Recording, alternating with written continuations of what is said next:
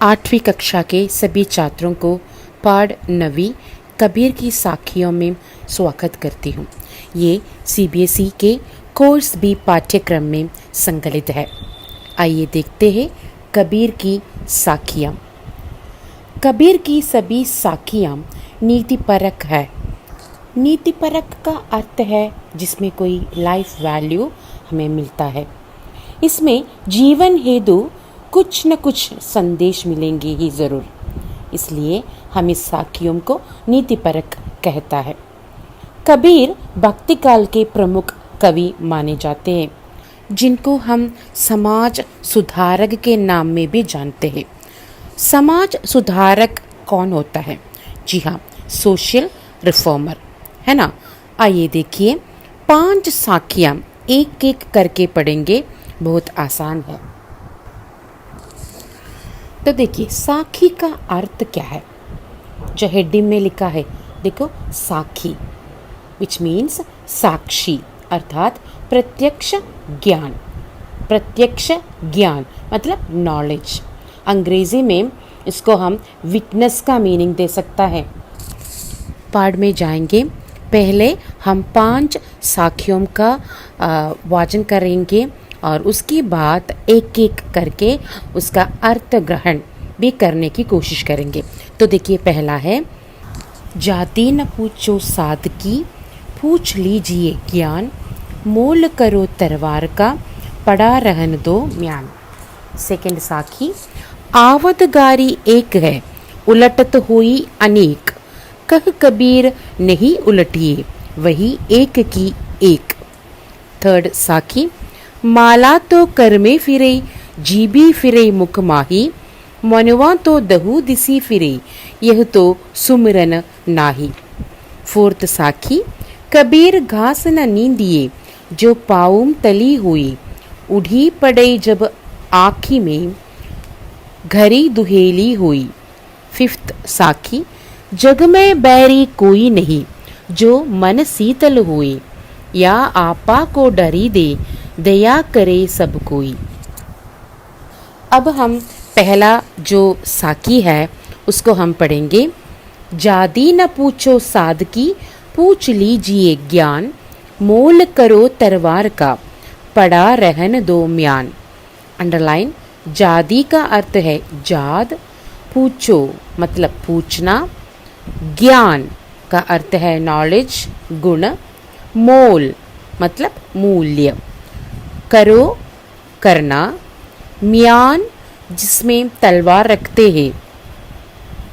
अब देखिए, इसका भावार्थ कुछ इस प्रकार है। कबीरदास जी कहते हैं कि साधु की यानी सन्यासी सेंट की जाति इसलिए नहीं पूछनी चाहिए क्योंकि वह चाहे किसी भी जाति का हो, किसी भी कम्युनिटी का हो, किसी भी रिलीजन का हो, हमें केवल उसके ज्ञान को प्राप्त करने की चेष्टा करनी चाहिए।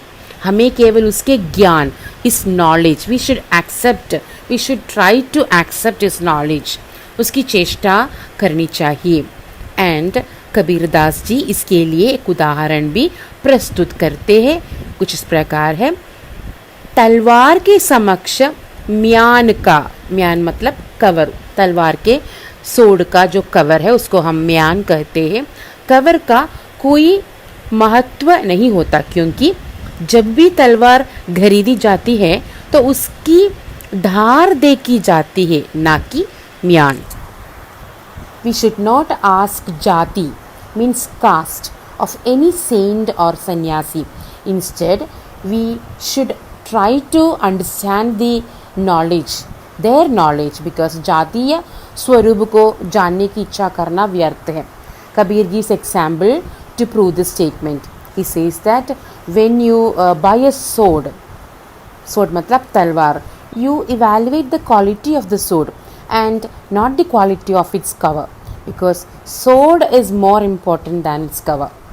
इसलिए साधु संतों की जाति के बारे में नहीं सोचना चाहिए, बल्कि उनके ज्ञान की ओर ध्यान देना चाहिए।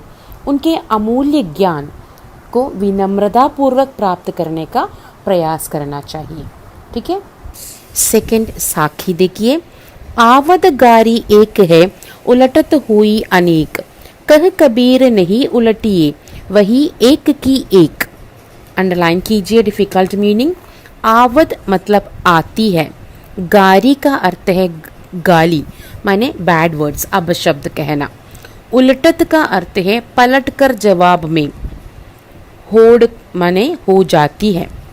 अनेक बहुत सी। नहीं माने नहीं। तो देखिए आवत गारी एक है। कवि कहते हैं कि यदि हमें कोई गाली देता है, उलटत हुई अनेक, और हम पलटकर उसे भी गाली दे दें। कबीर सेज दैट कह कबीर नहीं उलटिए, वही एक की एक। जब हमें कोई गाली देता है और हम पलटकर रिटर्न में उसे भी गाली दें, तो गालियों की संख्या निरंतर बढ़ती चली जाएगी। इंस्टेड यदि कोई किसी को गाली देने पर हम मौन रहकर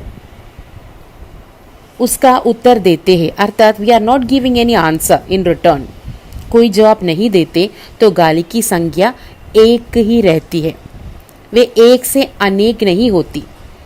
वास्तव में कबीर कहना चाहते हैं कि हमें किसी को अपशब्द नहीं कहने चाहिए।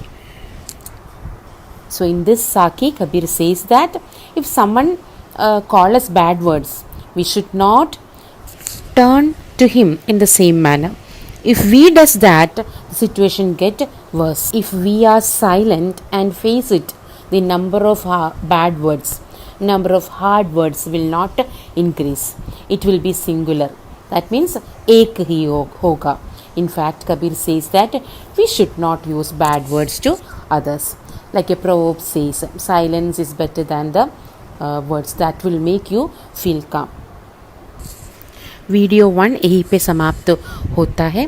बाकी साखियों के लिए please watch the next video number 2। Thank you so much children.